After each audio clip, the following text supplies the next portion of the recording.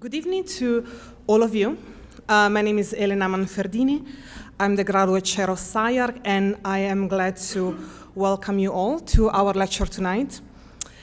And this evening, I have a very difficult task, and I'm honored to introduce two individuals that are familiar to most of us in the audience, Hernan Diaz Alonso and Preston Cohen. Hernan Diaz Alonso is the director of SCI-Arc, and Preston Cohen has been the chair of GSD. They both have helped shaping the discipline and the pedagogy of two very important institutions at the opposite sides of the United States, and often at the opposite sides of the discipline of architecture.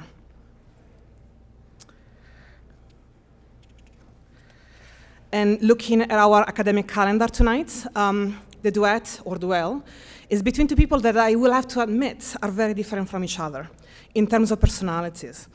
But tonight, I will try to avoid simplistic oppositions in favor of creating a more constructive ground to relate one to the other. After all, they both share a commitment to architecture, to education, an interest to the discipline in representational tools, and they both have, to the eyes of the many, progressive practices. Scott taught at Princeton, Hernan at Yale, Scott at RISD, Hernan at Angevante, Scott at UCLA, Hernan at Columbia. And I can continue pairing up their long resume, filled with prestigious teaching appointments, international competitions, publications, museum exhibition, and yes, formalist practices, because both of them are formalist. Few of our younger studio faculties had Preston Cohen as a teacher. I met Scott over 15 years ago when I was helping Greg Lynn to curate the Intricacy show at the SCI in Philadelphia. I emailed him that I would have loved to have his I-beam model in the show, that one. He emailed me back and said that the model did not exist, and what I was looking at was a rendering, a perspective rendering of a digital model cut like a sectional model, and where the current line was blacked out as a poche of a drawing. That was the rendering I thought was a model. When I read this reply, I thought two things. First, Scott knew how to manipulate renderings into drawings, and second, that I was in trouble because I promised him to exhibit this model that we did not have the budget to exhibit. And this is what the model looked like at the end. So I think Greg Lynn had to call him up and say, we cannot pay for it. This personal anecdote makes me confident that tonight, despite the fact that my introduction will be about ethics, representational tools will be the silent hero of our imminent discussion. This is how close they were to each other.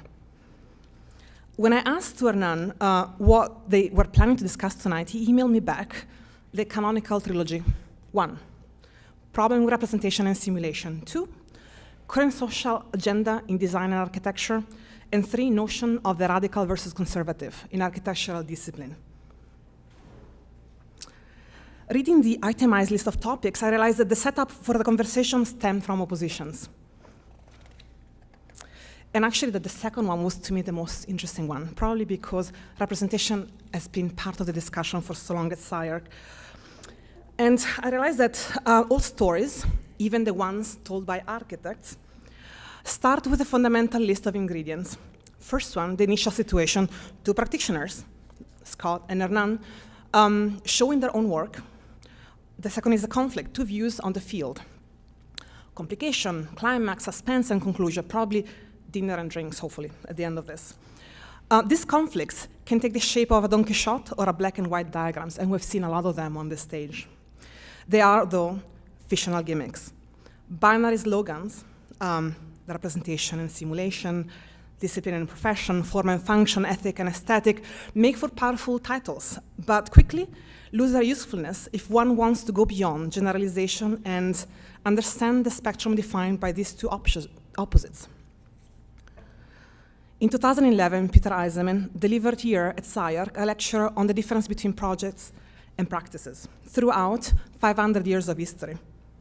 Borromini had a project, Bernini had a practice, Mies had a project, and Sohem as a practice.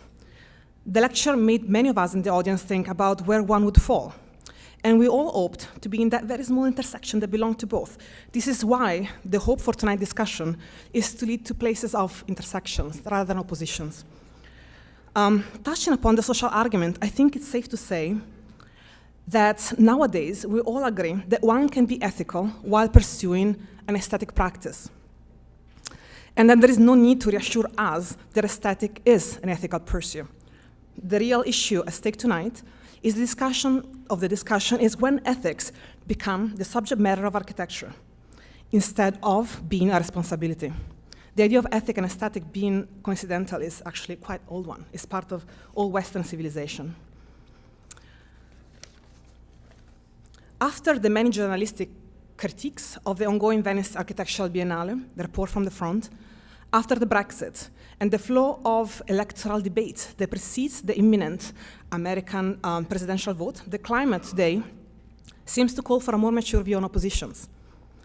In the interest of allegiances, more than conflicts, and the hope of finding a promiscuous intersection that makes us matter, tonight, this duet will bypass these dated abysmal conflicts and open instead a strategic discussion on two forms of sameness, the sameness of ethics. The concept of simultaneous forms of ethics draw on the relationship between idealism and pragmatism that runs through politics and capture a contemporary moral tension and fundamental common human trait. The terms come from the sociologist Max Weber, who used them in a speech he gave in January 1919. The lecture ranged broadly through history, but its main purpose for introducing tonight's debate is to curb the utopian romanticism of fighting ideologies in favor of a less juvenile approach to ethic. He defined two kinds of ethics, ethical conviction and ethical responsibility. Ethical conviction, according to Weber, is the one displayed by those following their conviction that wish to preserve their own moral purity, no matter what consequences their policies might have in the real world. If an action of good intent leads to bad results, then, in the actor's eyes, not he, but the world or the stupidity of others men, or God's will, who made them thus, is responsible for the evil. Fiat justitia pereat mundus. By contrast, someone guided by responsibility takes account of precisely the average deficiencies of people. He or she does not even have the right to presuppose their goodness and perfection. This sort of politician will answer for all the consequences of his or her action, even unintended ones. The ethic of conviction recognizes a given hierarchy of values as a context for moral endeavor. The ethic of responsibility acknowledges value obligation, but assumes the absence of any given hierarchy of values. Weber left no doubt about his sympathies toward the ethic of responsibility, but he concludes that an ethic of conviction and an ethic of responsibility are not antitheses, but are mutually complementary, and only when taken together they constitute an authentic human being. In more recent times, once the euro crisis erupted, many opposed the bailouts of an ethical conviction, even at the cost of letting the currency zone unravel. The ethic of responsibility holds that such stances are not merely impractical, but wrong, and that what will not work cannot be moral. In the euro crisis, Angela Merkel, striking advocate of the ethic of responsibility, agreed to bailouts in order to hold the currency zone together. She bit her tongue a lot of times. But surprisingly, on September 4th, 2015, she swapped from an ethic of responsibility to one of conviction when she opened the door to the refugees and refused to put a numeric limit on accepting human beings in dire need. Even someone with an ethic of responsibility, Weber said sometimes, reaches the point where he says, "Here I stand and I cannot other." Similarly, when we look at architecture, the social call that architecture has been answering to in the past 10 years in various schools and practices usually displays two characters, either conviction or responsibility. At times, architects try to find meaning responding to an ethical conviction. Such an ethic is not stemmed by results, but the ideological principle. Social call becomes the subject matter of the design process, and not necessarily the result of architecture, actually. At times, architects pursue meaningful social results independently from any affiliation with a priori ideological principles. Tonight's duet will avoid dissipating energy on fictional conflicts and offer instead an insight on how we can redefine ethic in architectural education today using a sociological model that can better serve the advancement of our complex field full of inherent contradiction rather than a reference to the oppositions of ethic and aesthetics. Please join me in welcoming Preston Cohen and Hernan Diaz Alonso on stage. Elena, thank you for the intro. I'll speak from my part. There's no way I can answer to any of that. It's like a huge responsibility to try to address all of that. So hopefully Scott will take care of that part.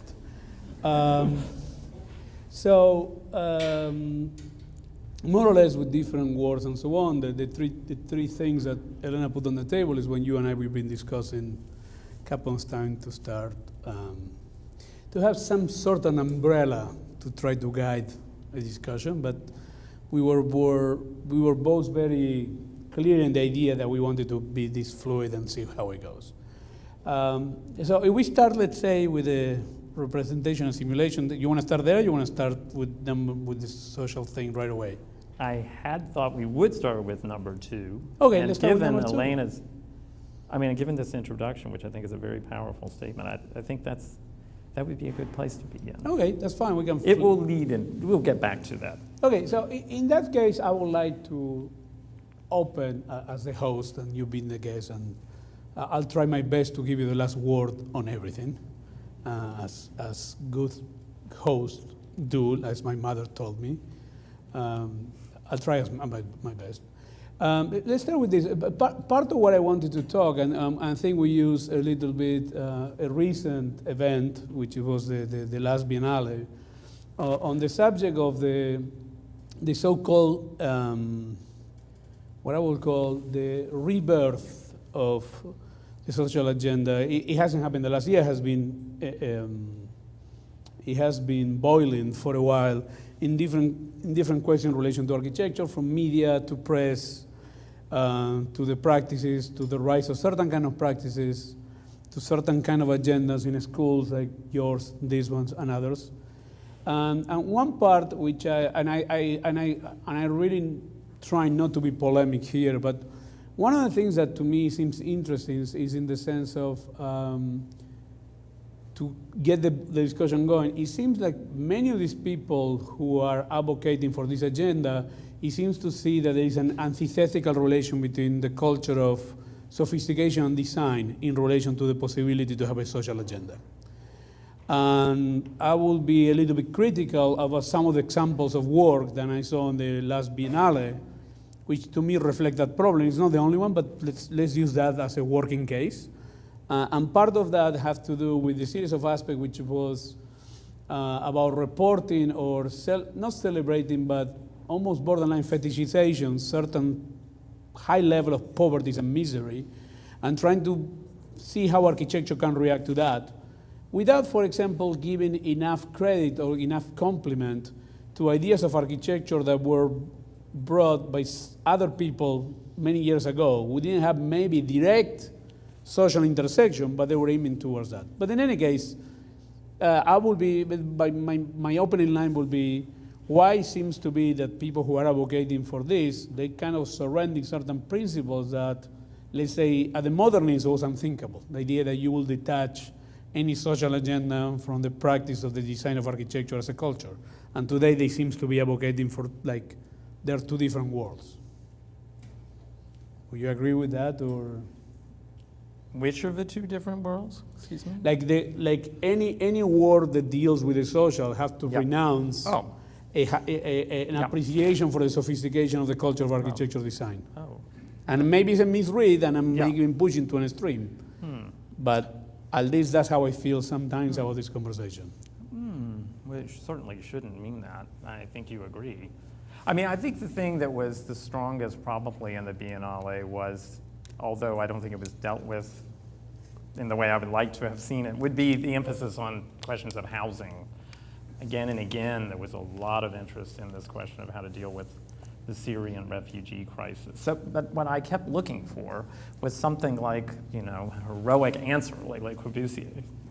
I was looking for the domino. I was looking for a new way to build housing. And I wasn't really seeing that. All I was seeing was again and again the chest pounding, the wringing of hands. We've got to build housing. But I didn't see anyone thinking about a new way to build architecturally, housing, other than express the need to build it and to attend to. I mean, this question of consciousness of these problems, real problems, is right, and we must be cognizant of these crises. But I guess the question is, how do we apply ourselves? The only sort of general way to think about it in my mind is something like imagining an ethic.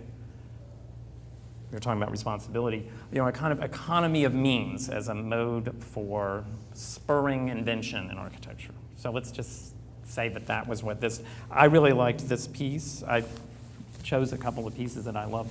I mean, this was the Gold Lion winning piece, and it really was the best piece in the exhibition, I thought. Solana Benitez piece. I thought it was. I thought it was the best thing in the entire, the minute I saw it, I thought it was the best thing before it was even awarded. So for once, gosh, I actually agreed with consensus.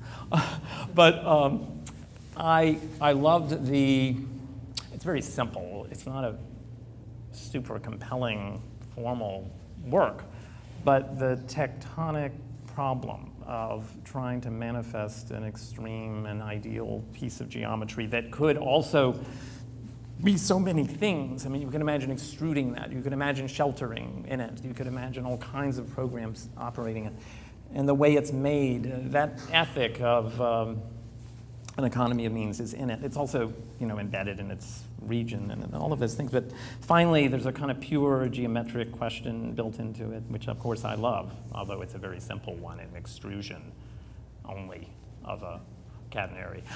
It's not the most high stakes geometric problem, but it nonetheless rehearses something that relates to questions that matter to me a great deal. And this was the other best piece. Actually, this is my very favorite. I walked into the Serbian pavilion, by far. Actually, I should take everything back I said. This was the best one, not the one that won the Golden Lion, sorry. This was the best because it's an upside down vault.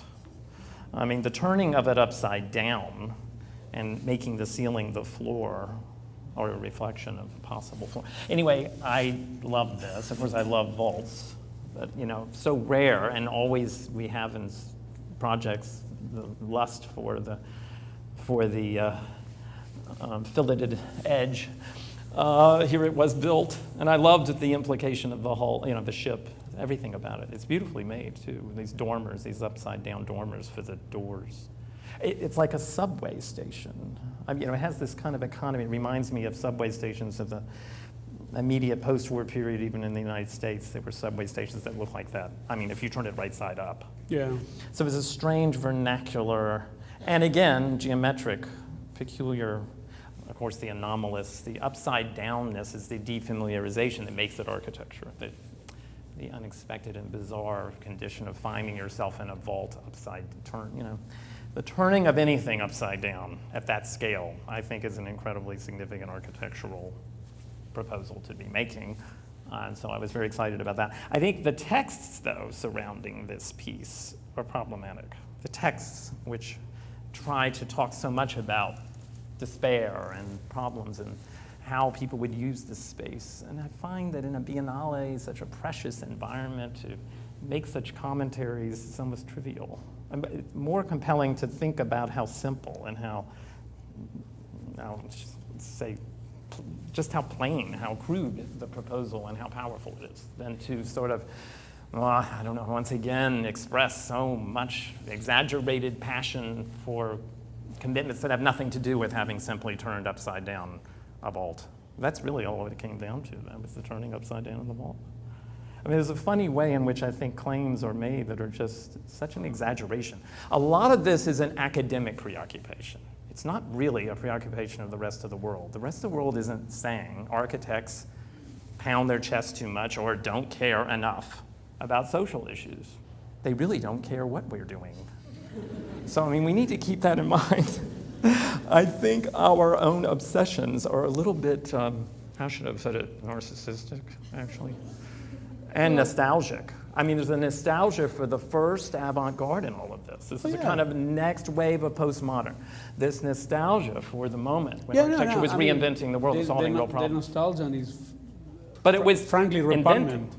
Architecture was inventing anew itself while it was solving real problems, like with the domino or many other examples. And I don't think that's what's happening now. We're not reinventing ourselves. We're just sort of desiring that moment when architecture couldn't matter that much.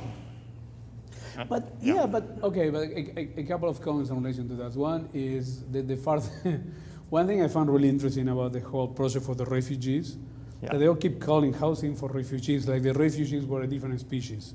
It was just housing. I don't understand why they need to be called housing for refugees. Do they have different qualities than any other housing? But that let's say is anecdotal. It's not so important. There would be the deployment of the system for the production of that house. It would have to be with a certain I understand that, but the other thing, and this is maybe too biased in the sense of coming from the background that I come, and being from Argentina and education and so on. To me, this was kind of overall, but not this piece particularly, but many of the other pieces, particularly in the Arsenale, they were to me like going back to my roots, and it's like anybody who has any sense of architectural practices in Latin America, that's what pretty much every architect does. Right. There's nothing really that extraordinary about it. It's just, it seems like there is a whole part of the world that now discovered there's something really interesting about this pretty clever use of tectonics, let's say. I think there was too much interest in representing to the architectural community a responsibility to these matters that are not architectural, and not enough responsibility to actually finding new ways to, let's say, produce a system of housing and actually representing it technically and seriously so that others would take it seriously. I don't know. I think the audiences that architects are preoccupied with are problematic. Here, I think, if I may, is a problematic piece. This is the entrance designed by Alejandro. These are recycled studs from the demolished prior exhibit at the Biennale, for the Art Biennale. So this is supposed to be demonstrative, a kind of art pauvre, a kind of recycling, somehow to bring attention to this question of the materials and waste and all kinds of ethical questions. But is this really? I mean, see, my problem with this is this kind of artful, artistic, decorative, this ornamental representation. This is ornament. It's a beautiful ceiling. I mean, it's really a beautiful piece, by the way. If it weren't for the text, this would be right up there, maybe almost gold line. Not as good as the upside down or the, but this is a compelling piece. There's a kind of deep space in these, and I enjoyed very much in the Frank Gehry tradition, the redeployment of detritus and ruined material. I mean, this is, of course, a classical tradition, the use of spolia in Rome. I mean, to make architecture out of waste is beautiful. I mean, architecture is an aesthetic project, going back to Elena's introduction about conviction, a conviction for the aesthetic question. So anyway, but then he makes the claim that it's sending all these other messages and it's ethical because it's recycled. What will happen to these beams having been mangled this way next? Who's going to ever be able to use them again? I'm sure they're far less useful now than they were before when they were taken down. So now they're at their end, So he sent the message about recycling, but he killed, so I think he killed the beams. So it's an interesting exhibition, by the way. I don't want to talk too much about the American Pavilion because it's very problematic and difficult. No, that's fine. But I have a project in it, and I'll say something about it for other reasons, maybe. I might be drawn into that. Well, I mean, eventually we're going to make our way into your work and some other. But wait till you see. But wait, I'm going to switch a slide. I want to show you something before you. All right. But this goes to your thing. Okay. But I want you to look at this, everybody. Yeah. And try to sympathize with my love of the Serbian blue, the subway station upside down, which, by the way, is such a simple, raw project, in my opinion. Yeah. Just plaster, painted, blue. There's nothing to it. Okay, this is the best joke in the popular media about architecture I've ever seen. It's brand new. There are very few architectural jokes that enter into the public domain. There was Okay. one, there was in the New Yorker back in the 60s, there was a drawing of the Guggenheim Museum by Frank Lloyd Wright as a toilet bowl. That was supposed to be a joke for the public consumption. Anyway, so this is fantastic. I mean, this is right in the middle of our discipline. A joke about what we do in the public domain. My God. So anyway, I think this would be pretty interesting to talk about on some levels. Although About frankly, the joke or the 3D printing? I'm not really sure what I want to say, but except that I'm just so amused that this cartoon has been made. Really, I mean, I think we all know what's funny about it. I don't really need to talk too much about it. Yeah, but before we leave into this territory, But that is sort of your simulation thing.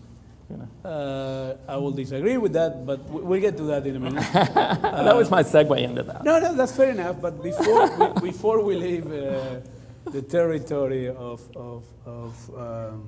there was something interesting that you mentioned when you were talking about some of these projects and some of the statements in the Biennale, which is it seems like, at least the way that you're reading it, and by the way, all your analysis of these pieces, they're all extremely architectonic. They are through the filter of architecture. You're talking about architecture, virtues, and effects. The social thing doesn't come into play that much in the way that The last one it does, the Biennale. Yes, it's fair enough. But what my the point is, uselessness of those studs. no, I like that very much. But Yeah. the idea that also you start to talk, you mentioned, and I think this is interesting, and the whole notions of ethics is an interesting problem between the distinction between what is, let's say, the mainstream understanding at social level with ethic things and the ethics of any discipline in relation to that. And sometimes I think we seem to force too much the intersection between the two of them, which is a little bit what you're pointing to. The idea that there is a certain desire, and of course there are incredibly complex problems in the world of today, and they require an answer and require to speculate about that. But I have the feeling that sometimes there is a certain kind of theatricality of it, and then when it comes to the whole ethics of the discipline, the response seems to be banal and almost antithetical to the ethics that they're supposed to serve. But I think the show, I do want to say something that I think speaks to what you're talking about, that I want to say on the higher plane and being more optimistic or more, let's say, affirmative of it. I think the beauty of the whole Aravana concept, frankly, which produced the two wonderful pieces, it was, and I think even his piece, I mean, it has something to do with what I'm talking about, this ethic, this interest in the economy of means. You can't deny that constraint of an economy of means is a potential propeller of innovation in architecture. And I think I don't disagree, but it's super not that reduction to what kind of primitive. He's interested in kind of a return to a primitivism in I this understand that, but it's not that what pretty much the majority of architects in the world have to do, with the exception of certain architects who have access to massive budgets of projects. Most of the architects that I know, they deal with that problem, with the economies of means of any kind of level. So then we can talk about what is the threshold or what constitutes a right one in relation to that, based on how much money you have available. But in a way, it's not that what architecture always do, is to manage economies of means of any level. I'm not thinking about So far as I know, any architect always thinks that the budget is not enough, whatever the project is. I'm not thinking with the mechanics of dealing with a budget that confines you. That's not exactly what I You're mean. talking about economies of means in terms of tectonics, materials, availability, cultural context, Well, let's just say global or regional context. the ground zero, like if you could try to deal with essences or something like that, a more idealized sensibility about the question of the reduction to the necessary, the absolutes, the most primitive origins of things. I mean, that's different than worrying right now about money per se. In other words, how would I make something out of very little is not always only a matter of economics. But don't you think that at any given time there have been a lot of architects working under those parameters? Yes, of course. So why What's new? There's always another way to do it. No, I understand, but why there is this kind of... I cannot help but then feel that there is an incredibly hipster attitude towards many of these things. At least from, I will say, from the Western civilization of the most... Okay, but there is something very strange. It's a little bit almost like a colonial fetishism. Let me turn to this. Two of my favorite things. They're old things. And this, to me, you could even say it's something to do with it. Let's just say, very simply, in the case of Picasso, well, first of all, I think architecture does have to confront problems and deal with the matter of inventing as well as addressing real problems and solving them, or aiming to, if not solving. Let's say that the effort to solve them is the struggle of architecture. Maybe not the attainment of the resolution of the solution, but the journey toward resolution. Anyway, so Picasso is trying to find a way to represent the human subject, the head of this woman, turning 180 degrees in a single image. And by the way, this takes, according to Leo Steinberg, years for him to accomplish. And there's a whole series of transformations, it's a lengthy struggle to represent this. Just with a few lines, there are a few lines in the contours that manifest this revolvement, which represents simultaneously a person moving around the subject and the head itself turning in time and space. It's both those things. It's a reinvention of how an image represents time and space. Anyway, this is done with very little. It's just done with a few contours, really the essential contours that achieve it. And then something like this example, see, the thing that I like about on the left is that necessity produces this anomaly. I mean, according to the human subject, this is a very anomalous condition that a head should be distorted this way. The flatfish, needing to feed in shallow waters, it distorts itself over in its adolescent years. While growing up, it starts symmetrically, and this fish is like any other fish, and then it twists it does what architecture does, but by necessity. It's not the voluntary act of representation that we have with Picasso. It's a necessitated distortion. This is more like architecture on the left. But again, in essence, we can find certain very compelling ideas in very simple things. This may be another way to think about the ethics of economy and economy of means. Don't get me wrong, I find it incredibly appealing. It's not about money at all. That Picasso only uses a few lines to achieve. No, but I think I find it incredibly interesting and appealing of you talking about going back to simplicity and. Well, this is simplicity, actually. It's very complicated to turn a head 180 degrees, but with very little, he does it. Now, sometimes something very powerful happens that's very simple, too, like this. I mean, this building is racked into this parallelogram, by the way, by the city, necessarily, the block. Look at the lower side plan. So, again, necessity distorts and makes remarkable an otherwise normal building. I'm very obsessed with this idea, that something becomes architecture by necessity. And what is architecture? It's some kind of extreme and unusual manifestation of, something familiar and typical. That's one of my understandings of what architecture is. And this does that. Look how amazing. If my pointer will show it. Look, is my cursor up there? No, I don't have a pointer. But if I did, I would, okay. I would, no, it's not working. I would point to the entrances to the vestibule. Look at these. I'll let you borrow it. These are beautiful. You have to give it back to me. Look at these right here. Look at that. Right and look there? at that. Yeah. Okay, so all the way to that detail, incredibly interesting and difficult resolution of a crisis that's born at the scale of the city, and makes this building look like it looks like a isometric projection. This, look at the building. It doesn't look, it looks orthogonal, and it looks like a representation of the orthogonal. Fair enough, but somebody like you were going through looking for it.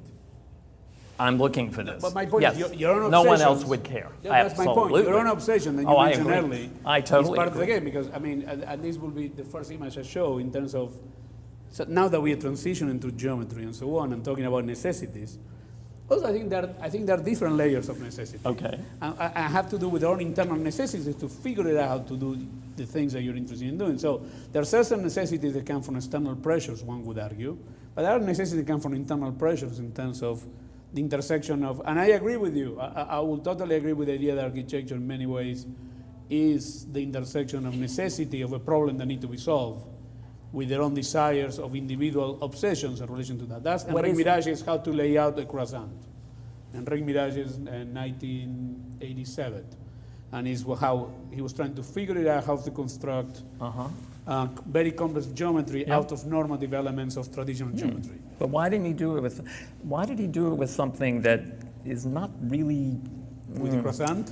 Yes, likely terribly useful for an architect. He needed an analog for architecture. I asked Liz Diller one time. I said her best project were the shirts. You know, the bad press, the incredibly beautiful piece in which she misironed the shirts. Because I said, that's architecture. But the analogs have to do, I think, with sometimes the necessity of reality are not enough to construct your own necessities of your own method. That's what I was saying. I agree with you in many, many ways that, to me, architecture cannot operate without the problem that is given. But why do we have to? I guess my question would be, I asked Liz, if you could make an allegory out of a shirt, an allegory of architecture, my question to you would be, have you ever made a building that's an allegory of architecture? Me, I haven't done She made shirts that were You're talking about her? an incredibly powerful allegory of architecture. There's no question in my mind that that's a work of architecture.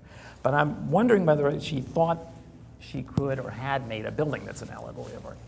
That's an interesting question. Well, again, I think this goes to the He could do it with a croissant. Could he do it with a building? Can he make architecture with a building? Seems like he did. I really like the croissant so much better. I know you will say that. The project, the drawings, everything. But I would argue that pretty much every project of architecture, one could say that. And I like this better than that building he did too. Go to his building. This is better. That's a better building than his building. Go to his building. Go back, switch. I will not agree on that. But Oh, I would. And this is a better building too. I mean, there are a lot of this better one is not buildings. bad. These are interesting because they're inflected by the city. They're a manifestation of the city. They're just a testament to how the city behaves. Yesterday, this happens. Late, after I arrived, I was on your beautiful Sunset Boulevard, and I came across this funny building. Look at that building. And I thought, oh my God, this is really something. Has anyone ever seen this? This is an incredible thing. So there's this perfect not perfect, imperfect, but my mind corrects it to perfect L-shaped building.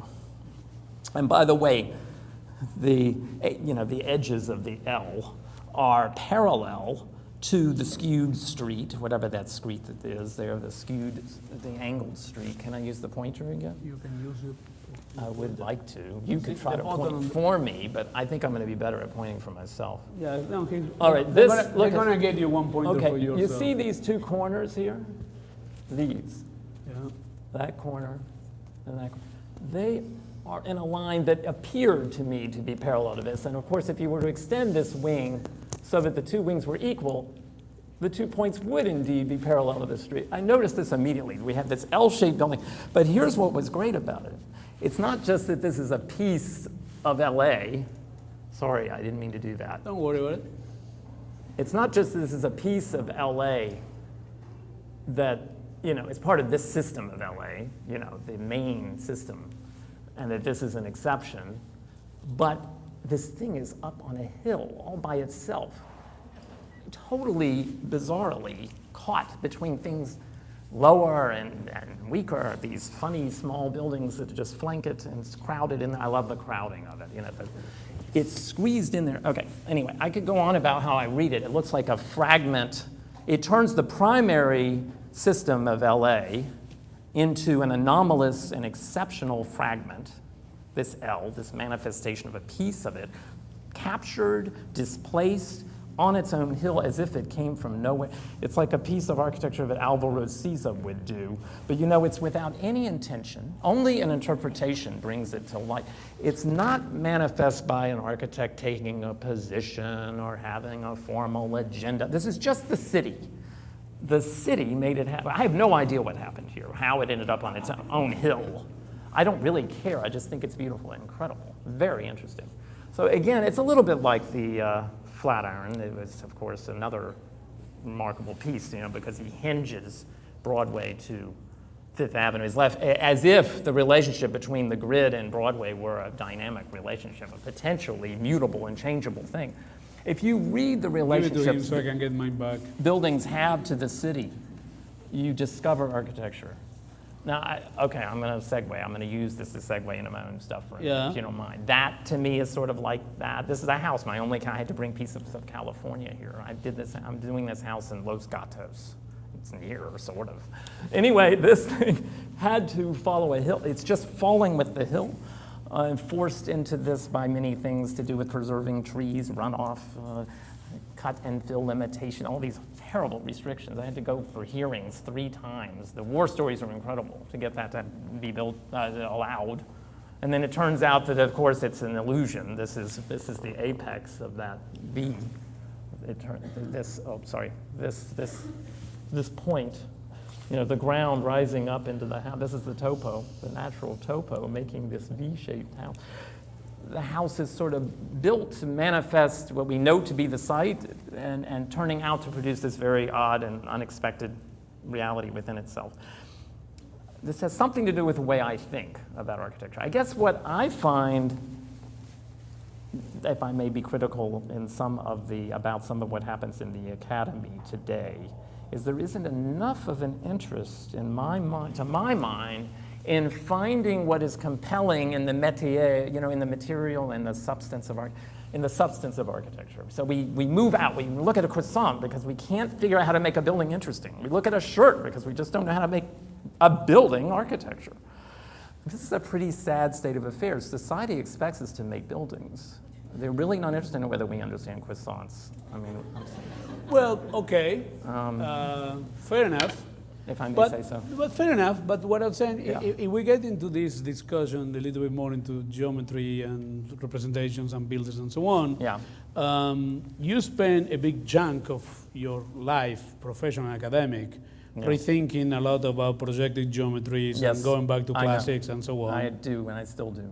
Okay, so I understand that society expects whatever it expects, but that's Yeah, I not the know. only motivation to I do understand. things. I agree. But I'm interested if we're going, Yeah. going in this, and maybe it's not a complete fair reading into it, but and this is just to enunciate a little bit where the conversation is going. It's nothing important. It just says a representation to simulation. But for example, in the museum in Tel Aviv, one thing I find, and I think with the Taurus house, okay, that one didn't get built, but one thing I find interesting, because it relates to geometry. yes, Go one ahead. of the things that I think is interesting in your work is, Yeah. it seems like a lot of the speculation of the exercise in geometry, it seems to be always revealing the interior. Like the museum in Tel Aviv, in many ways, from outside, have a perception of almost like a quasi-bunker. And a lot of the geometrical exercise operate in the interior. Mm-hmm. That doesn't bother you in relation to what you were just saying? No, it did have a lot to do with the outside. You're talking No, I'm about not the saying Tel that Aviv- didn't have to do with the outside. I'm just saying that there is, and in a lot of your projects, it seems like a lot of the results of all this it's efforts on and the inside. intentionality is in the inside, Definitely. right? Oh, yes. So there's almost like a secret knowledge. Yeah. That Well, need it's to be not secret hidden knowledge. well, You know why? Because we spend almost all of our times inside buildings.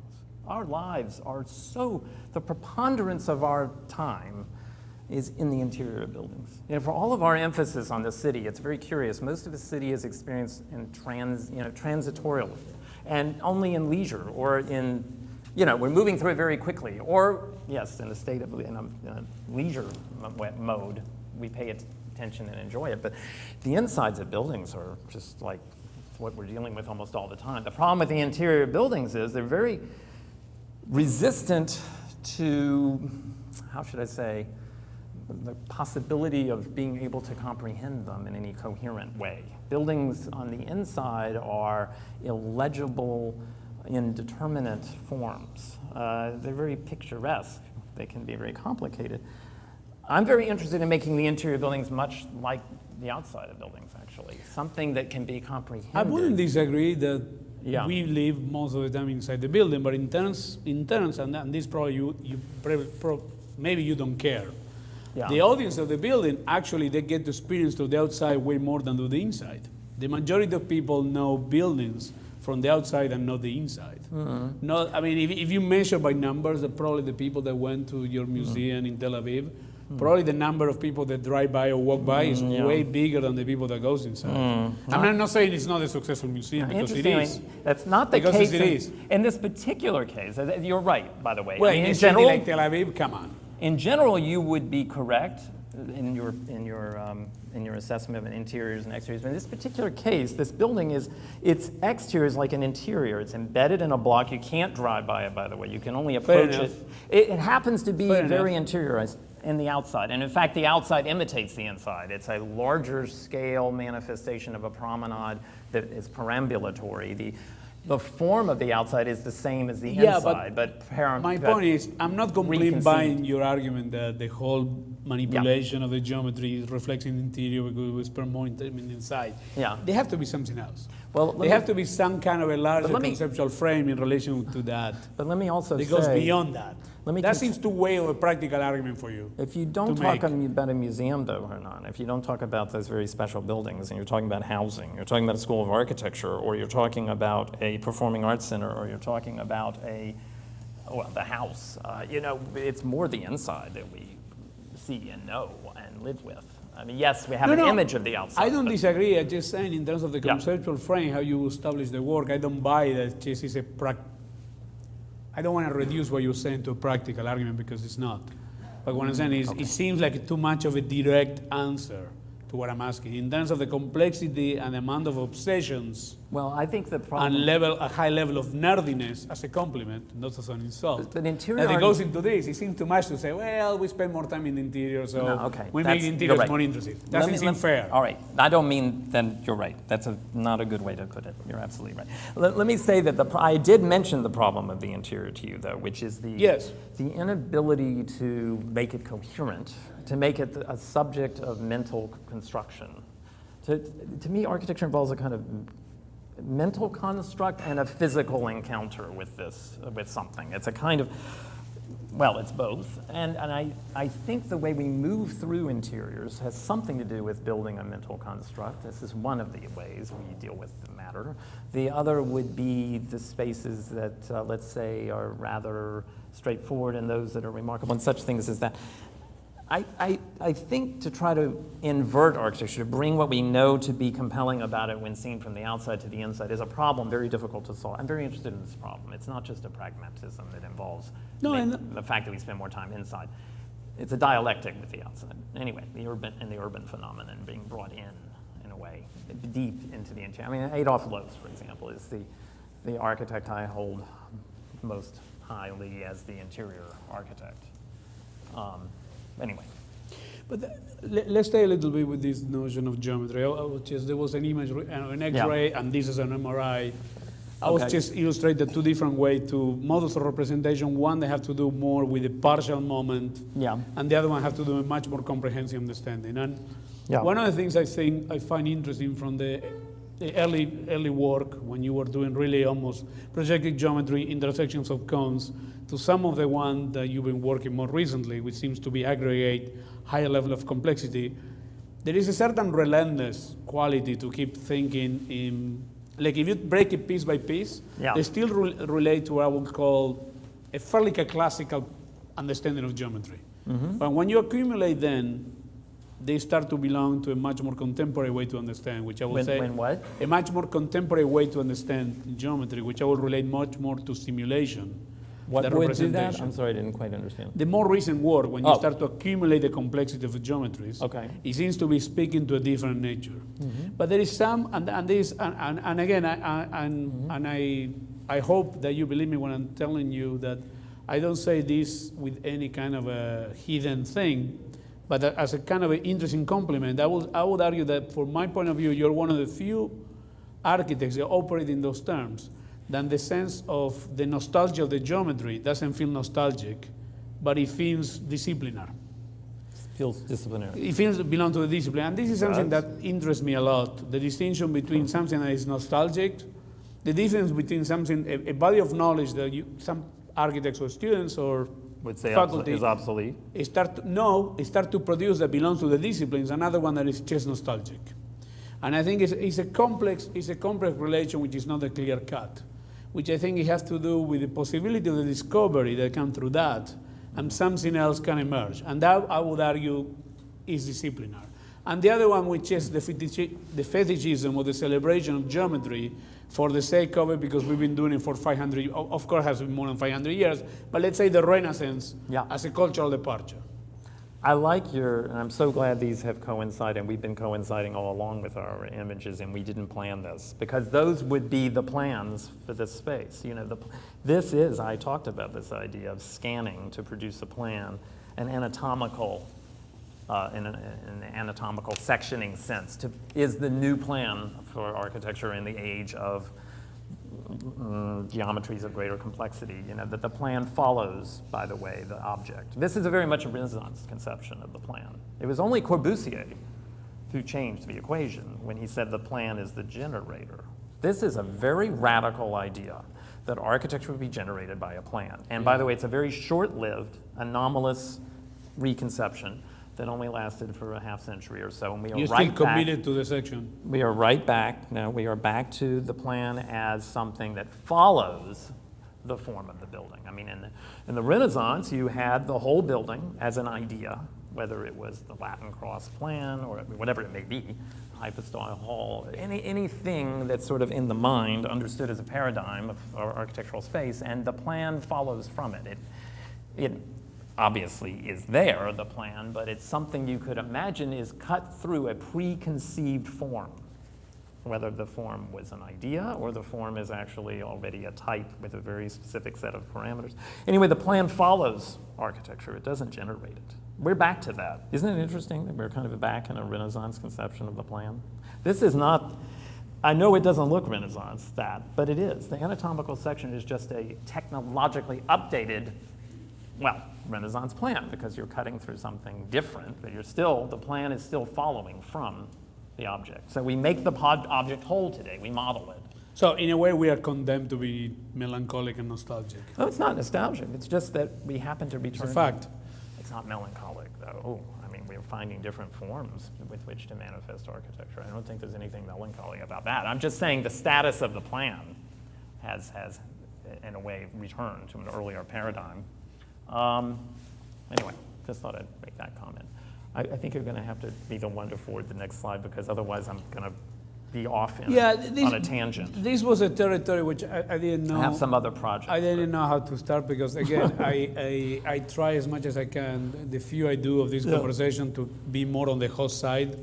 Okay. But in this case, I thought, since we were talking about representation simulation, that I couldn't avoid to put some of my own stuff, to put at least whatever I do in the context. And the reason I put this, because, and this is one of the things, as I said, I always like your work a lot and a lot of things that you did, but in a way, one of the reasons I put the Mirage, not only the croissant, I put a couple of other drawings of Enrique there, was because for at least through my own trajectory, there was a certain saturation in terms of what geometry was capable to do, that I would not say that Mirage is closed, but at least it closed it for me.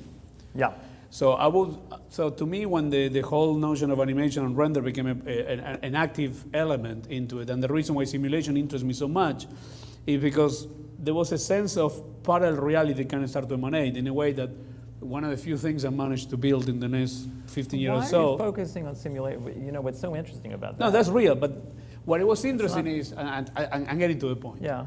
This is 2 days before the opening. I sent these images to a couple of colleagues and friends. One of them was Ming. Yeah. And Ming respond, I don't know if it was Ming on Crazy, respond, I hope that the building looks like the photo montage. And to me, what it was interesting, because it was the first, at least in my own work, was kind of almost the idea to build, even though there was a lot of drawings and documents they produced, that at the end there was a desire to reproduce the effect of a render. So to me, that's where it triggered a whole territory to really start to construct the image for the vehicle production form instead of with geometry, even though this is full of geometry and manipulation. But in terms of what I was trying to achieve, it became about the idea of the totality, in which the plans and sections became just mechanism of communication with other people, but they became irrelevant in my own way of working. Now, bringing back the conversation to you, in a different way, I think many of the things that you work are three-dimensional geometries. They're not really plans or sections. They're three-dimensional things, but they have, what I would say, this kind of a traditional disciplinary understanding that carry all the information.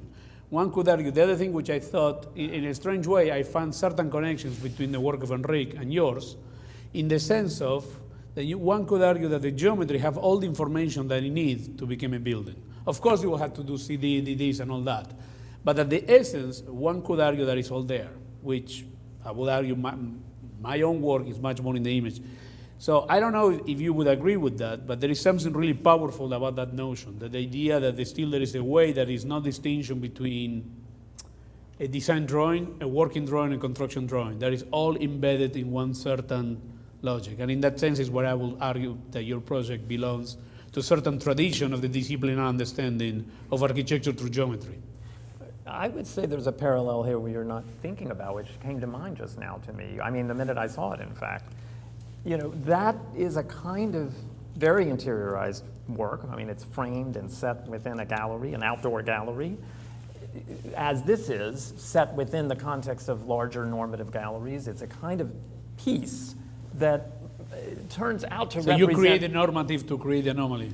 Well, you could say that, yeah. But also, I even have myself found there were moments when I was quite skeptical about this whole operation of this thing, which is that it's a kind of moment when architecture turns into, too excessively becomes mainly, let's say, something more like a piece of art, even, you could say. I mean, I understand it's building a space, and it's a space at the heart of an institution, because, as you know, I mean, architecture primarily is dedicated to framing and giving definition to spaces for institutions. I mean, in a way, finding itself a means to give form to and life to an institution, whether it be a house, the institution of the domestic, or a public institution. Some way it's dealing with that problem. So the problem here, of course, is we're in a museum, you get into this very rarefied condition of architecture being able to move into something more like art without the institution. And it starts to move into something freer, which for me is problematic, but interesting, as you can imagine.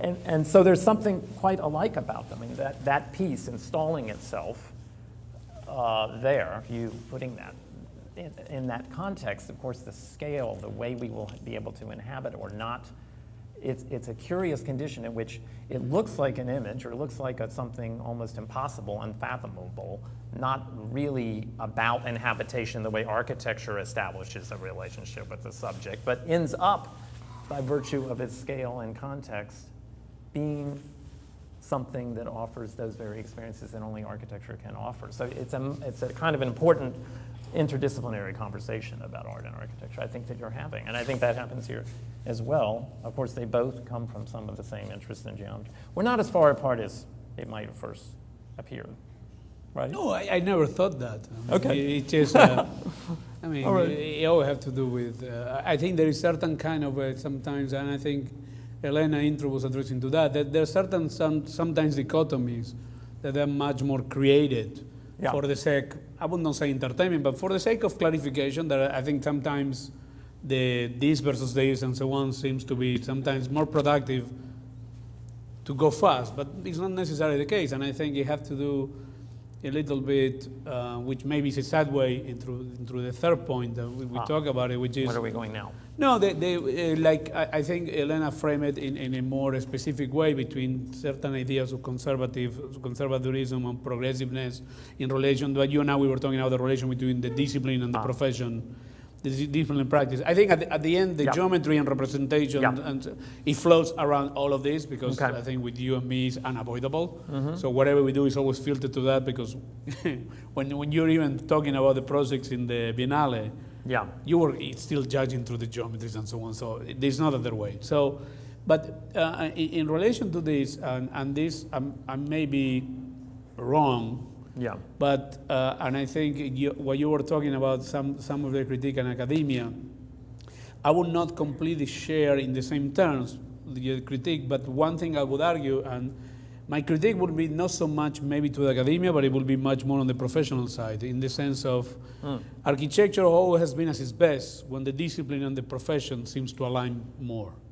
And right now, to me, it seems that there is a very profound disalignment between certain maybe myopic or too introverted obsessions and a certain kind of necessity of whatever the people or the market or whatever we want to call it expects. Which I think in a strange way, it produces a dichotomy. At the same time, I think there is a bastardization of certain ideas that emanate from academia that can translate and filter in incredibly fast food through other means of Yeah. production. And I think it's an interesting challenging time in terms of But the sense, because for example, this idea you were talking, which I agree, there's a certain nostalgia for an avant-garde. Yeah. And one could argue that the idea of an avant-garde in the current political, cultural, social context is almost impossible, Right. because one could argue that it's not really conceptual resistant to anything anymore. But- So how an avant-garde can operate when there is not resistant of any form Rather or shape? than a worry about avant-garde or not, if I could send any message, I would love, rather than making shirts and croissants, I want to go back to this. I feel that if we would not be so, let's say, how should I put it, unhappy with the profession, which we are, and I think many have reasons, and we should, in a way, allow ourselves in the context of the academy to not be, let's say, preoccupied with the things we will be doing in the offices. And I like very much allowing ourselves to go into making architecture out of those other things. I do think we can and should do it, but there has to be a point when you desire so strongly, talking about conviction, going back to Elena's wonderful piece, by the way. I'm so glad I really think architecture is at that nexus, Elena, of the two kinds of ethics. And I think the Weber piece is a brilliant way to describe the problem the architect is having. But anyway, what I wanted to say is that I think you've got to move from the croissants and the shirts to a desire to make buildings and city urban conditions as intellectually and as complicatedly analogistic of thought as those pieces are. And I think we're not doing it in the academy enough. When it comes to everyone's like, okay, now I have to make the building, this is third semester, it's the semester for the accreditation, and there's a kind of turn off the croissants, turn on plans and, programs all of a sudden. And really no one is thinking architecturally at that point. They have dropped all of the most interesting speculative thinking and have suddenly decided to be pragmatic. It's a tragic, there's the disparity. To me, the disparity is in the academy. It's not between the academy and the profession. We've got to solve it in the academy first. We can't just say it's the academy versus reality and practice. I think if we can find a way in the academy to both make croissants and buildings and have them both be as interesting as the croissants can be through drawing. I mean, obviously a croissant's not interesting until you've taken it apart and reconceived it as an architect. It's not just a croissant, it's something that's been reconstructed. So architecture has to be reconstructed too. Buildings have to be reconstructed. Yeah. You have to learn, if I may say so, to look at a building like that horrible building, which is of absolutely no architectural interest, on Hyperion Avenue and whatever the hell that was. And you've got to be so excited about it anyway. You know what's great about that? Talking about social responsibility. If that building is interesting, that little nothing, if it is interesting to you, all of a sudden it opens up the floodgates of possibilities for letting a lot of other people partake in architecture who don't normally have those very special commissions and those very special opportunities. Who practices architecture and what did they get to build? This is a big question of ethics in architecture too. I would like to imagine, if I were to be a real idealist, that you could get people who are dealing with really rudimentary problems, real problems that are widely built types of buildings, that you could get them to make incredibly exciting, interesting pieces of architecture, not because they're styled interesting, not because they look like croissants deconstructed, but because they are caught in these questions of scale, displacement, typological hybridity, the kinds of things that architecture buildings are made of, and as intellectually charged as any deconstruction of a shirt or a croissant can be. Why not? Why can't buildings be the subject of our poetic reveries? I just don't understand why not. Really, it's very frustrating to me. I can't tell you how frustrating it is. Before... And we have the same problem in Harvard. There are just too many students who are just pragmatic when it comes to making a building. That's the point when all inquiry stops. They turn into a responsible architect, so-called responsible. They're ready to go into the profession because they drop it. That's what makes them, by the way, able to be absorbed by the profession because they drop all of that inquiry at that moment. So they're ready to go into the offices. I would agree with that. I bet Just to give like you the some same peace way of here. mind, I don't think we have that problem here. I know many of your our grads problem are will be, very well disposed to working in the offices. I know many SCI-Arc grads. Our problem is maybe on the other side. It's the lack of desire to go into some of the practicalities and call the plan police. They can go where they want to. That's what's great. You've got people here who can go either way. They can go into the office, or they can go into an alternative practice that doesn't deal with. But this is what I'll. It's not that I would disagree with you, but I will have, let's say, micro disagreements in this sense. I think what you're talking about, I will say, is true with the very reduced circle. I would argue that the majority of Architecture Academy is dedicated to feed that boring, middle-of-the-road profession. And there are very few exceptions that are trying to get out of it. The vocational architecture. This is the part I will always do a strong advocacy for the academic side, to be on the disciplinary side, not to avoid or to forfeit the responsibility in relation to reality, but to really to question and trying to manipulate it into something else. I think you've got two problems though with this. So you have very short time to do it in. That's a big problem. So I know that's a challenge. I'm always acknowledging. You have this freedom because you're not the chair anymore, so you're very relaxed now about all these things. But if you spend the entire time doing all of that very elaborate work on the shirts and the croissants, which is hard to do and takes years and time. I mean, listen, this is really complex. Your work I'm talking about, to do that kind of work, it takes a long time to understand it and to really go deeply to do the kind of work you teach. So I'm with you, I know that.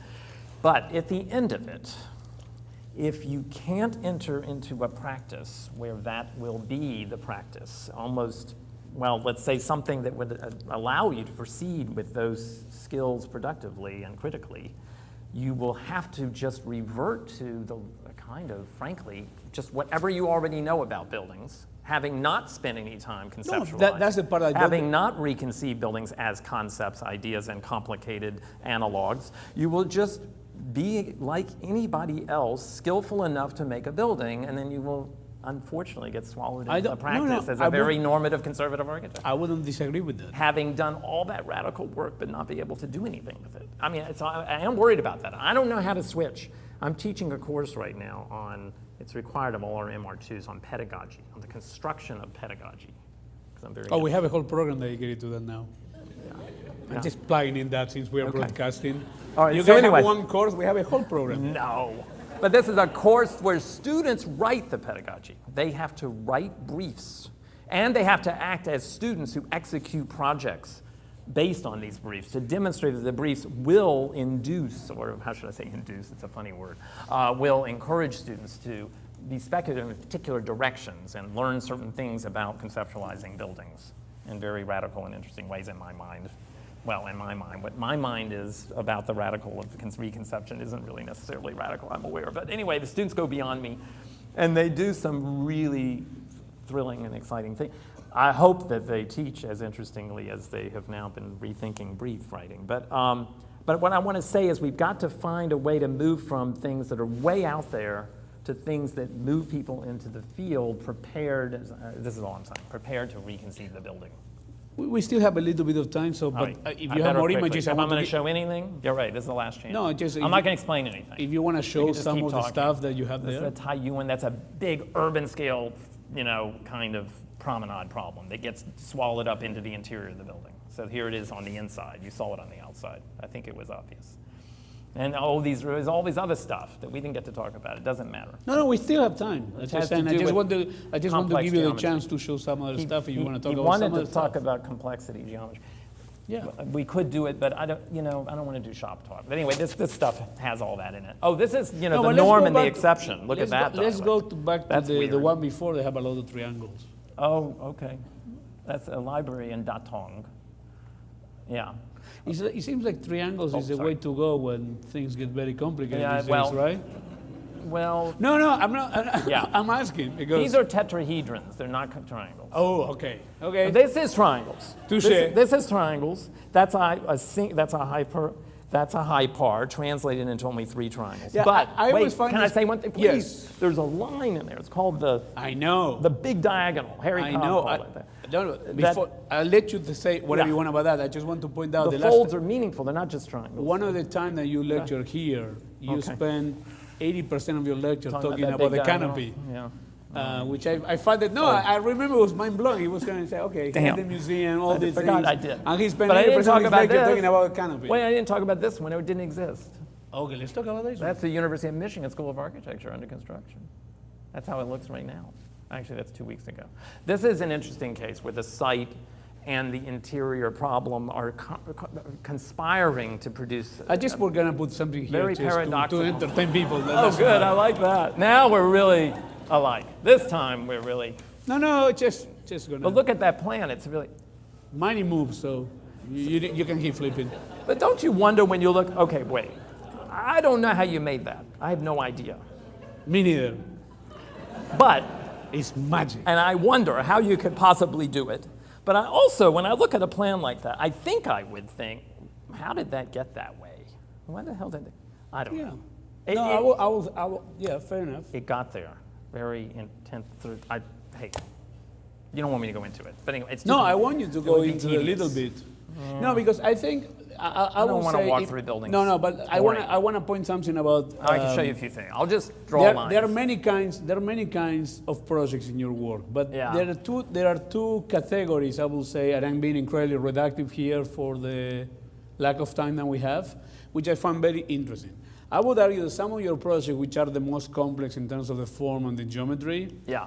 they tend to be in a way more elegant and relaxed in the presence with the city and the presence with the audience.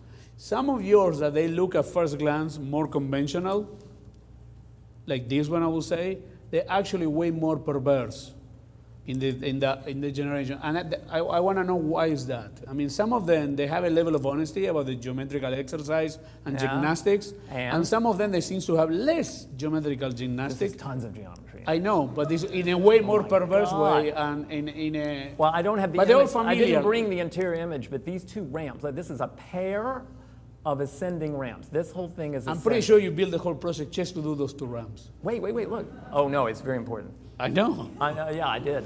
I Look, know. this is coming I know up you here. did. All right, this is the high point. Two ramps, this set of ramps, and this set of ramps rise up to this high point, which is diagonally opposite in a very symmetrical way, in a kind of remove the corner, Miesian kind of removal of a corner kind of way, because this is a Miesian building done by one of the proteges of Mies. But not yours. No, it's by a protege of Mies. This is 1974, the year Nixon resigned. Anyway, I bring that up Vintage year. because we were required to stretch this building all the way to the street in a very odd way. It was very torturous, very difficult to achieve. And I've made the analogy to the wonderful, incredible, most exciting scandal in American political history, the most exciting moment in it, which was the moment when Rosemary Woods stretched by accident on purpose, trying to erase a tape, pretending it was an accident. She kept her foot on the pedal, but erased the 18 minutes. You know, the missing 18 minutes. Anyway, the other, he wasn't as It wouldn't insane. be perfect if the Donald Trump tape was in I was going to 18 make minutes. an analogy to him. But, No, it wouldn't be perfect if the tape oh, was there was 18 also minutes. missing pieces to it. There's a lot more, don't worry. All right, anyway, so you have this diagonal axis leading up to this high point, which, by the way, is an incredible anamorphic effect, because when you're standing up here, the space collapses and looks very small. And when you're looking at it from here, it looks incredibly far. That space, by the way, is bigger than the one we're in here. But it's not that far from this size. Anyway, then there's this stair on this strange displaced axis, the six-sided figure, rooms extruding from it, this one unable to extrude because that building got in its way. The whole thing is caught, there's a kind of perspective you move through here under the building. The building lifts. I can't go into all. It had to lift. It's the only way to get it to stretch that far. But lifting it solved other problems. I mean, you can get into it. We haven't lost the audience yet, so it's Monday. Anyway, only. I could do a whole lecture on this building. It's one of my favorites. No, It's I probably- know. You know, the best building is only the one that's in your head at that point in time. And then when it's done, it's not so good anymore. Yeah. Okay, I haven't had the this- chance to have that many buildings in my head, Look so at I wouldn't know. I'll take your word for it. This is a sign, you'll like this one, look at that. That's under construction in China. This is a sphere, a ball rolling around in a science building. That's a kind of porous skin and gradient. It's a what do you call it? A kind of screen with porosity in it. That's the building now, and it has that big frame manifesting that shell. But the main problem we're doing now, Carl Dworkin and me together, crazily, obsessively, spending every minute of our day is this. This is a performing arts center in Bogota, Colombia. Yeah. And this thing is very intense. The greatest thing about it, like Tel Aviv, is that the site was too small for the building. The planning was wrong. You know, when planners do wrong, architecture happens. Because literally, this is true.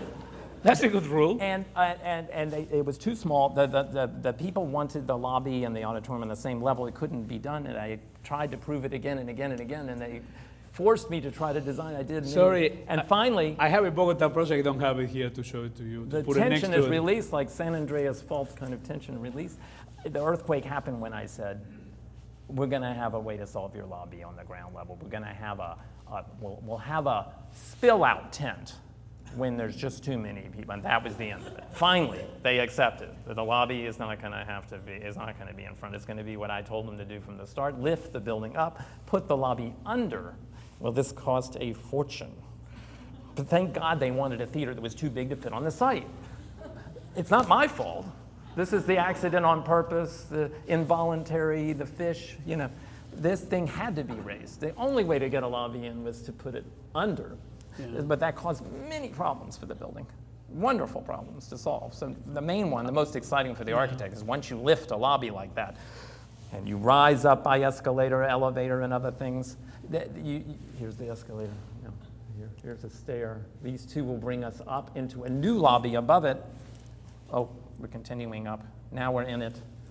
And then once we've arrived here, we're in a whole new world in which we're going to ascend over here to all the balconies above. It's a 2,000-seat auditorium. That's what we're going to ascend in, these two tilted cylinders with stairs in them.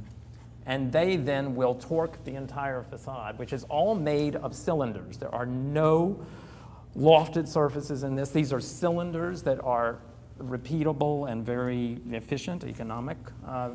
We couldn't have it any other way. That constraint of normalizing the surfaces and still getting the diversity, the effect of something like a loft, was a goal in this problem to be solved, if I may say so, because we had 130 different types of surfaces that we were going to have to cast. We've got it down to 8 now, 8 surface types. I mean, it took months to get it down to 8 and still get a facade that interesting. There's the lobby. There's the stair after you've risen up. And there's what happens at that corner as it's opened. And then the whole building, strangely, is kind of distorted altogether by this tension built up into that corner. Oh, here's the normalized, here are the types of surfaces. All of those colors are repeating types of panels. So the normalization of all of that. Oh, that's all I wanted to show you. I mean, I have some other things. No, I have unfortunately, I don't have it here. It'll get boring. We did a competition for a theater in Bogota. We didn't win like yours. So we were not confronted with the problem of how to rationalize anything. I don't know whether this is a conservative, I mean, what you would call a conservative practice, I don't think it is because... I didn't say, you said that to me when we were talking about the phone. We can talk about how mine is a conservative practice, mean you, versus yours. I didn't say, you said that. Well, I didn't say that you were a conservative practice. I thought you might think it is, comparatively. Well, I think that of everybody. So don't take it personally. Okay, I won't. Anyway, it's yeah. Maybe this is a good time to open to some questions it would be wonderful. from the audience, if Much anybody more. has any. It's fun to... Or not. There must be someone I'm pretty sure. simmering with a thought from an earlier... A former student, they want to grill you. There we go. Okay. We have a Right microphone coming. There's one right up in the front. Hi, thanks for the lecture. It was amazing. It was one of those lectures where you kind of just have to watch over and over again until you decide who you want to agree with and who you want to disagree with. I just have an observation. Maybe it's not a proper question, but really I was hoping that the question about building wouldn't come up and the obsession with building as a building wouldn't kind of be the conclusion or the direction that you would have to intersect in or conclude in. And I just wonder if, like, for example, Hernan, something that you didn't say as my former instructor is the fact that even though your buildings don't necessarily look like buildings, is that you use buildings as a precedent in your class, and you constantly refer to buildings as an example of developing architecture in your class. So I wonder also, Scott, if you, with the croissant and the constant referral to the t-shirt, I think now we have the t-shirt and the croissant even more embroidered in our minds, so I think that it's going to become an issue to get it out of our heads. But it wasn't a t-shirt, it's a dress shirt. Dress shirt. Sorry, yes. That's important. Yes, They is. made it more architectural. Definitely. Yeah. All right, go ahead. Okay.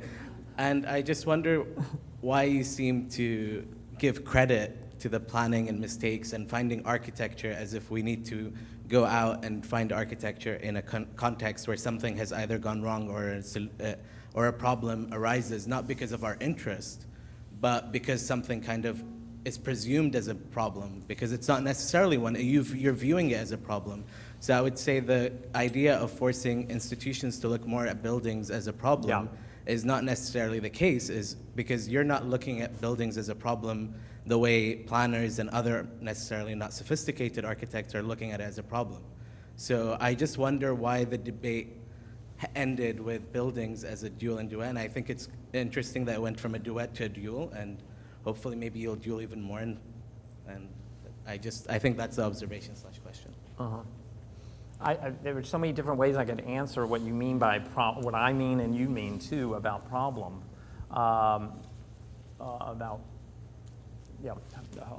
what constitutes a problem, and I can't decide which thing to kind of demonstrate what it is for me right now. I mean, one side of me just wants to go to the heart of something very architectural and have you face the dilemma, let's say, that Burnham is facing when he's just trying to decide whether the rooms on one side of the Flatiron would be perpendicular to the facade or the other. I mean, you know, and how they collide, these two perpendicularities. Very interesting. I call it something like natural selection. It's just going to have to be one or the other. It's as simple as that. And that is a crisis. We can't actually manifest the idea of the building in the plan. How do you overcome it, or how do you accept this paradox? Anyway, something like that. Okay, all of these other things that a city made happen, they're collective. They are the result of so many things. I mean, what's compelling about noticing them is that they're a testament to so many things. How should I put it? I mean, I don't want to trivialize or sentimentalize how one feels about the accumulation of things that produce the urban phenomenon. And if you can distill some of that as a work of architecture, you know, that's a pretty compelling idea. It's something like what a filmmaker has to do or a writer has to do. They have to distill something that exists and make it something else. Make it transcend just the natural condition that they found it in. So I can't help but find the city a compelling reality. I mean, it is the social contract of architecture manifest physically. How could you not love it or be compelled to think about it? I don't know. Anyway, sometimes I think totally I'm like in my own universe. I'm walking around cities and the whole plan of the city is twisting and I see it as a parametric. We could parameterize Manhattan and rotate that hinge and look at the rooms and different I mean, everything is subject to these transformations like the drawings of the croissant. I see the city that way and I'm thinking I'm just a madman. I'm an absolutely insane person. Or I think to myself, actually, that you know, I'm just participating in what it all is. I'm just in it, and I'm actually part of something bigger. I can't figure it out, actually. It's a very schizophrenic experience, the architect's experience of the city. It's a very schizophrenic experience. You're outside of it, observing it at a distance mentally, and you're also you're experiencing it just like everyone else. Well, I don't know if that helps you. I didn't say anything about solving a problem. That sounds like the preview for Doctor Strange. I don't know if you saw it. You should check it out. Right. Good. He looked like That's a you good walking idea. in a city. That's good. Yeah. I'm glad that it seems strange to you. Okay. Yes. Haba. But going back to the Biennale, in the light of the conversation we've had since you guys began talking about the Biennale, in the light of all of these things about what is, as you would say, the core of what we as architects should be concerned with and focus our interest in problematizing things and radicalizing things on the core. Yeah. What's included, what's not included. What was your reaction to the vault project? The what? The vault project at the Biennale. You mean the blue one? Stone, no. Oh. The ETA, they spent 10 years Yeah. figuring out how to I carve know the it. stones Yep. without any connections. Was that a Beautiful. problem, or is that an example, or is it a little of both, a fetishization or a, at architecture's core? I'm interested. Actually, I was just in a conference and Steph, what's his name? Oh gosh, wait. Karenz? Sorry? Karenz? No, sorry, oh my God, I'm embarrassed. His name, Philippe, someone. Phil Bloch? Yeah, he was there. He was part of this. No, I think that is a very incredibly intelligent, deep inquiry into a very specific, narrowly applicable type. I mean, it does make pavilions, it does make roofs for airports. We've seen those of Sarin and we've seen Nervi's stadiums. I mean, it's applicable into profoundly significant kinds of architecture. But I suppose that I want to see the flip side. What will he do with the problem of the things that can't be composed of those forms? Or how would those forms be brought into the context and unified coherently with things that are unlike them? I just want to go to that. I'm more interested in the limit of the thing that's so autonomous. How do you blend it into the world? I'm wondering how to do that. It's a bit of it's something in a laboratory still, but it's a very deep inquiry. So maybe the weakness of that project is the fact that he ended it, solved it. It's not a weakness. Yeah. Contained it, right? It's not a weakness. Contained the No, I don't think it's a weakness. I don't want to say that. Sorry. I just am interested. I'm ready to go. I want to know, but that doesn't mean it's a weakness at all.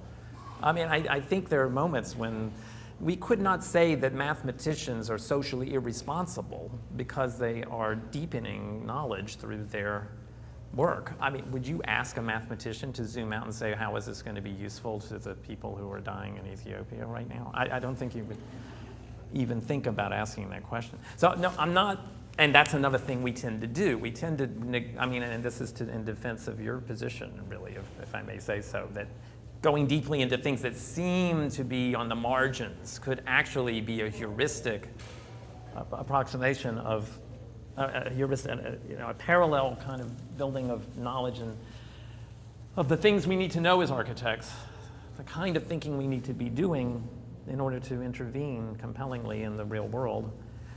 This may be a stretch, but there's something to be said for it. So I don't want to say it's a weakness, but I'm impatient. Let's put it that way.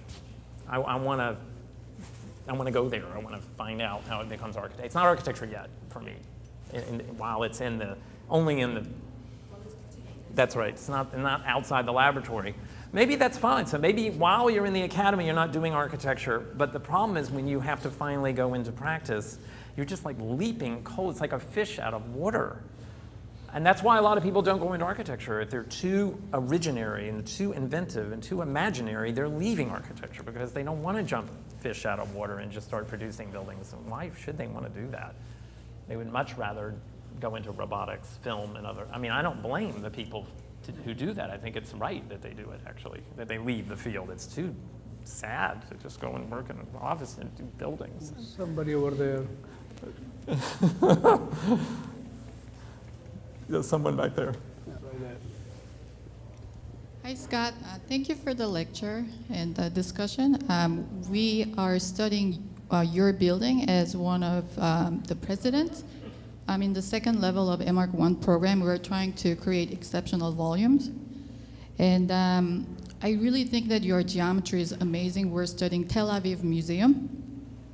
Can you tell us what you wanted to achieve when you designed the building, how people wanted to feel when they look at it and go inside? Well,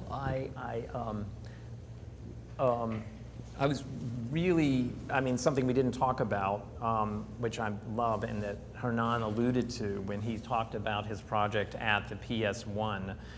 He mentioned the simulation and the representation of a model. And what happened in the Tel Aviv, which relates to that, and I wanted to bring it up, but we kind of segued off into something else, that I think connects the two of us again, is the matter of how we experience a space according to, if I may, it's amazing to talk about this, it's so out of context, the light. The real problem in the Tel Aviv Museum project was that half the building had to be buried because of the context. And again, it was too small for the building, so we literally dug as far as we could before we were getting into territory that involved some kind of difficulty with the subterranean potential to discover archaeology. We went that far down and no further. And we had a height limits. But anyway, we were trapped in there. But I wanted a unified experience. I was so compelled for this idea of coherence, which we didn't talk about why I have this compulsion toward it, but for whatever reason I have it, and that's what makes so many things happen as they do in the projects, this compulsion toward a coherence rather than the field or the propagation of pattern. I'm not interested in those. You saw the pattern in the New Yorker. That's what it does. That's, to me, what pattern is. Anyway, I'm not interested. So much of architecture right now, if I may be critical of the Academy, if I were to define architecture right now according to the Academy of kind of experimental people, architecture is the behavior of a pattern. Doesn't that sound about right? That's kind of what about 80% of students are kind of making it into. Architecture you need to come to the West Coast more often. Pattern. All right, let me go back to Tel Aviv. No, there are a lot of patterns out there, really amazing patterns that are generating interesting projects. No, I know, but seriously, you should come more often to the West Coast. Okay, I'm interested in patterns, by the way, too, but I just don't think they are architecture yet, per se. They're not enough. You have to make something coherent. But Tel Aviv. So bringing light through there, and the light is kind of a different color. It's in the same thing in Michigan. It has a blue hue often, or a very white color compared to the incandescent or fluorescent and artificially lit spaces that are for the art exhibited, for the galleries or for the studios in the University of Michigan. The color issue became a big obsession, and that was part of the simulation, the rendition. You introduced color in the installation as a kind of marker because you're overlit there. It's a very different issue about how you introduce color. I found it fascinating, by the way, that you did bring color, which is very hard to do. It takes a lot of courage. The only color I'm able to bring into architecture is just through the material and light. But anyway, so driving light through the building and the twisting of that thing, in the middle is about the geometries that are involved in the site. It's kind of a compromise between, it's almost in a triangle, So some of the galleries are with one side, some are with the other, and then they twist to the middle plan is halfway between 45 degrees and the 90 degrees. So you're in a building that goes from 90, and you come down to 45. It's progressively rotating, and the rotation produces this orbital experience, kind of non-orientable phenomenon, which has to do with the kind of what I call, suspension of disbelief, or the phenomenon of being in a museum is something that's disorienting. It should be spatially cut off from normally oriented and moored spatial experiences. A museum should have a spatiality of its own. This was our way to create a spatiality that was outside of the norm, but that reconciled it with the site at the same time, simultaneously reconciled and brings the light deep into a site that otherwise couldn't have had it. I think it's all of that. Yeah, okay. Okay, dinner? Scott? Oh, dinner. One more question. One more? Then dinner. Do we have one more question? No more? Did we finish? I thought there were, there were a couple. Now you force it. Yeah. I don't know which one. Uh-oh. I'm not the... Scott, Hernan, thank you for this tonight. So Scott, I have a question. I want more clarification on something. It seemed that you were wanting at the Biennale that you mentioned before that, and please correct me if I'm mistaken, but whatever this is, I want to know what it looks like. Yeah. You'd mentioned that something along the lines that you wish that there was more of a tectonic exploration within the discipline of architecture instead of the social parameters that aren't so much architecture. And for the tectonic exploration within the discipline to be addressing these issues as well. And I want to know what that kind of looks like to you and who has been successful in doing that and what that is that you were searching for. Let me say, this is going to sound strange, but I think the tectonic problems of architecture are the social. They are. So, for example, if you look at the domino of Corbusier, there's no question that this is born in a critical problem about how to mass produce in a very particular systematic way housing. So the domino is an expression of its construction, which is the tectonic. That is the expression as well as the manifestation of construction. And at the same time, it is absolutely dedicated to this critical problem of housing. So, and I think the same was with the catenary construction, that you can actually see that the technology of construction, which is very primitive there, can transcend itself into very sophisticated geometric possibilities. I think it's, and also be extruded in a very rational, in a very efficient way, and be even, I should say, transportable and simply constructed of units. I mean, it was broken down very clearly. It was beautifully dismountable, excuse me. And I like very much the economy of the stucco of the Serbian. I think issues of economy are social. By the way, we shouldn't disparage the problem of economics as a determining factor. It's deeply social. What could be more social than the problem of economics? So anyway, I think tectonics have to do with the way people, make things, exist with things, the economy, the technology, and means of transportation, of fabrication, manufacture. There's so much in it that's social. What could possibly be more social? I don't know. I mean, isn't that true? So, how should I put it? Of course, we as architects have other preoccupations. So for me, the tectonic might have to do with the inverse of all of that. At the Tel Aviv, for example, you can't see any structure. It's a look, no hands kind of architecture. You see no deep plenums. Getting rid of the deep plenum was like a big obsession with the Tel Aviv Museum, to get as much space to be caught between the top and the bottom, meant to have as thin a plenum as, because we had to move everything vertically. It was really hard to overcome the mechanical engineering world's way of thinking and doing things to make a building where most of the systems are moving vertically. Today, that is not something they want to do, and they want to charge you a fortune to do it. It's terrible. So we were just barking up the wrong tree day one trying to do it, and we did that building on budget. It's a very inexpensive building, believe it or not. Because, by the way we built it, turnkey, and didn't have any change orders. There were other ways we practiced building it that made it to save us the money so we could do things like verticalized stacks in that way, in a strange, anomalous way. Anyway, I think it is social. It's about working with people. A practice is social. You've got to juggle with things. Architects have to negotiate so many different interests that are in conflict with each other. But by the way, I believe this is my last comment on this, if you went to the last one.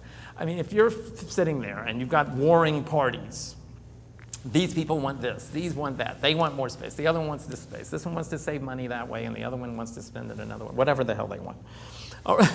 There are many things. The architect's not the only one who's going to decide how to solve these problems, but they do have to make some judgments. But finally, there's one more thing the architect has to do in that whole equation. They have to defend architecture, because if they don't, there's no one else who's going to stand up for it. And by the way, if they don't, why are they an architect? Why aren't they really doing something for society that matters more? This is a big question. Like, for example, really actively, spending every day of your life making sure Trump doesn't get elected or something like that.